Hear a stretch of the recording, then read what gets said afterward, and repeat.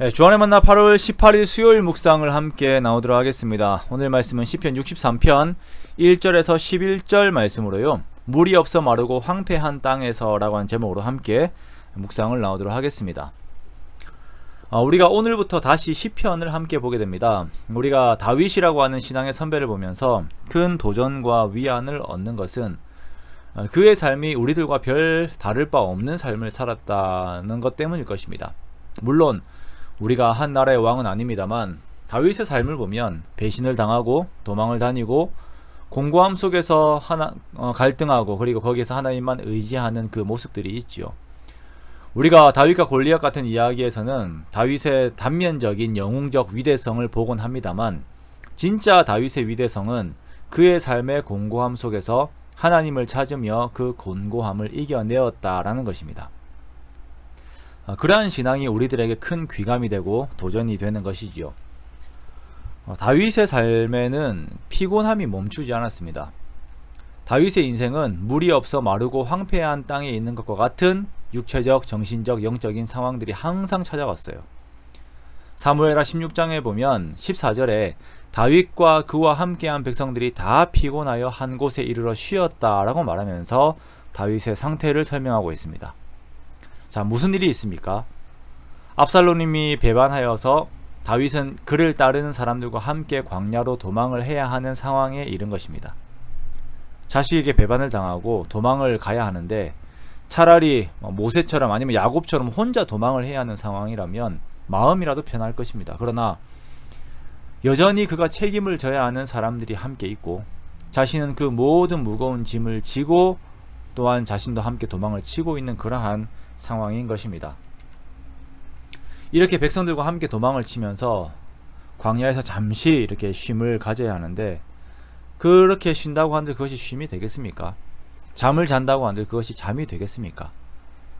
현실의 무게와 미래에 대한 두려움이 잠을 이루지 못하게 하고 계속적인 긴장과 서늘함 속에서 초조함과 어두움이 계속 자신을 장악하려고 할 때에 그것에 대해서 버티고 싸우면서 겨우겨우 견디는 것이 다윗의 상황인 것입니다.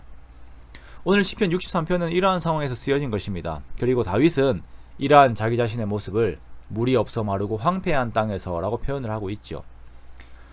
그가 광야로 도망을 갔습니다. 그 광야의 모습이 자기 자신과 똑같아요. 물이 없어 마르고 황폐한 광야가 자기 자신의 현재 처지와 너무나도 닮아 있는 것입니다. 우리의 삶이 곤고하고 내 삶이 물이 없어 마르고 황폐한 것과 같은 상황이 올 때에 많은 사람들은 그 불안 속에서 그 불안을 견디지 못해 죄 속으로 많이 들어갑니다. 상황에 대한 불평과 욕을 하면서 그 불안을 이겨내 보려고 하기도 하고 자기 자신에게 더욱 집중을 해보기도 하고 아니면 삶의 향락에 자기 자신을 맡기면서 그 고통을 잊어보려고 하기도 하지요. 그러나 우리들에게 있어서 하나님을 경험한 신앙이 정말 중요한 이유는 그 기억이 이러한 상황 속에서 우리가 찾고 걸어야 하는 길의 이정표를 제시해 주기 때문입니다. 다윗은 그 고통의 시간들 속에서 하나님을 찾았습니다. 광야와 같은 자신의 상태의 답은 오직 하나님밖에 없음을 그가 고백하였습니다. 내 영혼이 주를 갈망하며 내 육체가 주를 앙모하나이다. 내가 주의 권능과 영광을 보기 위하여 이와 같이 성소에서 주를 바라보았나이다 라고 고백을 하지요. 다윗은 자신의 모든 것이 무너진 상태에서 광야와 같은 자기 자신을 바라보지 않고 자기 자신을 연구하고 분석하지 않고 그 안에서 계속 하나님을 찾습니다. 오늘 본문에서 자기의 상태에 대한 내용이 한 2절 정도 된다면 하나님에 대한 내용은 한 10절 정도 돼요. 우리가 이래야 합니다. 내가 어렵다고 나의 상황에 대한 생각에 내가 빠져 들어가면 안 됩니다. 우리가 이 상황에서 하나님을 기억해야 합니다. 그러므로 생각하는 것보다 중요한 것은 기도하는 것입니다. 자신의 생명, 사람들의 생명이 위태한 그곳에서 다윗은 자신이 지키려고 하는 그 모든 가치보다 중요한 가치가 하나님임을 고백합니다. 주의 인자하심이 생명보다 나음으로 내 입술이 주를 찬양할 것이라. 이러므로 나의 평생에 주를 송축하며 주의 이름으로 말미암아 나의 손을 들리이다.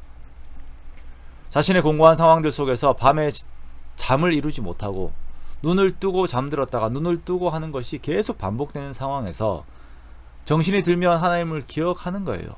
침상에서 주를 기억하고 새벽에 하나님을 묵상합니다.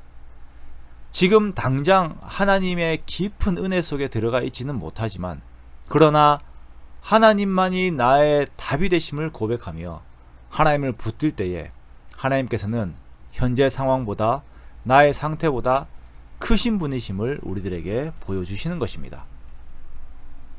우리가 하나님을 찾을 때에 하나님께서 내 속에 하나님을 보여주십니다. 그리고 내 영적인 눈이 열리게 하세요. 마치 시리아의 군대에 둘러싸여서 큰 두려움 속에 있던 엘리사의 사환의 눈이 열려서 하나님의 불병거와 불마차를 본 것처럼, 우리가 하나님을 찾을 때에 우리의 영적인 눈이 열려 지금 우리와 함께 하시는 하나님의 크신 능력과 권능을 보게 되는 것이에요. 이때 긴장되었던 우리의 전 인격이 녹아 부드럽게 됩니다. 답답했던 내 마음이 깊은 숨을 쉬게 되고 마음에 평안이 찾아오게 됩니다. 그리고 나를 짓누르던 모든 대적들과 상황들의 결과를 알게 되죠. 나의 영혼을 찾아 멸하려 하는 그들은 땅 깊은 곳에 들어가며 칼의 세력에 넘겨져 승냥이의 먹이가 되리이다. 방금 전까지 내 인생을 장악할 것처럼 나를 누르며 나를 황폐하게 만들었던 환경의 두려움이 하나님 앞에서 안개와 같이 사라지게 되는 것이에요. 언제요? 우리가 우리의 내적 성소에서 하나님을 깊이 만날 때요. 그러므로 곤고함에 밀리지 말고 더욱 하나님을 찾는 우리가 되기 원합니다. 믿음이 없이는 하나님을 기쁘시게 하지 못하나니 하나님께 나아가는 자들은 반드시 그가 계신 것과 또한 그가 자기를 찾는 자들에게 상 주시는 이심을 믿어야 할지니라. 자신과 백성들이 도망하는 그 무거운 인생의 무게 속에서 광야에서 눈물로 하나님을 찾으며 결국 하나님으로부터 평안을 얻은 다윗의 기도의 여정을 본받아서 오늘도 우리와 함께 하시는 하나님을 더욱 찾아 나도 역시 평안을 누리는 우리가 되기를 주님의 이름으로 축원합니다. 지칠 때가 있고 두려울 때가 있고 그냥 한없이 가라앉고 싶을 때가 있습니다. 하지만 하나님께서 여전히 우리와 함께 하심을 고백하면서 하나님을 찾고 하나님을 기억하고 하나님을 높이는 저와 여러분이 되시기 원합니다.